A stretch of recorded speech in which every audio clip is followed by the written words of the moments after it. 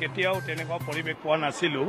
এইটো মই এটা নতুন অভিজ্ঞতা আৰু মোকো আমন্ত্ৰণ জনাইছিলে যে 2000 শিশুসকলে ইয়াত কৃষ্ণৰ ৰূপত মানে তেওঁলোকে মানে কিছু প্ৰদৰ্শন কৰিব আৰু এতিয়া আহি মানে অদ্ভুত মানে লাগিল। আজি সেই কৃষ্ণ জন্মাষ্টমীত হাজাৰ মানে যি শিশুসকলে হাজাৰ হাজাৰ শিশুসকলে ইয়াত আহি পালে হাঁহি মুখে, যিটো আমি সদায় মানে ক'ৰবাত চিনেমা চিৰিয়েল ক'ৰবাত চাওঁতে কৃষ্ণৰ বাল্যকালৰ যিটো ৰূপ, এই ৰূপটো প্ৰত্যেকজন আমাৰ শিশুসকলৰ মুখত এতিয়া দেখিবলৈ পাইছোঁ আৰু ধুনীয়াকৈ প্ৰদৰ্শন কৰিছে।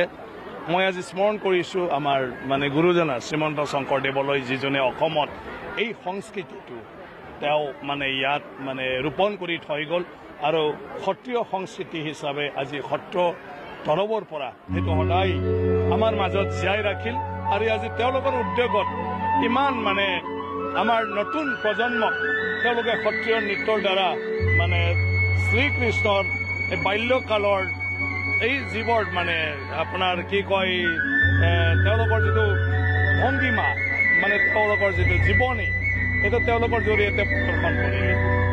সকলো বিনন্দীয়া ৰূপত শ্ৰীকৃষ্ণ জন্মাষ্টমী আজি ধেমাজিত উদযাপিত হৈছে আৰু 2000 শিশু কৃষ্ণই একেলগে নৃত্য কৰি আছে আৰু এই অনুষ্ঠান আয়োজন কৰাৰ কাৰণে উত্তৰ পূৰ্বাঞ্চল লোক কল্যাণ সমিতি আৰু সদৌ অসম শিশু কল্যাণ সমিতিক মই ধন্যবাদ জনাইছোঁ।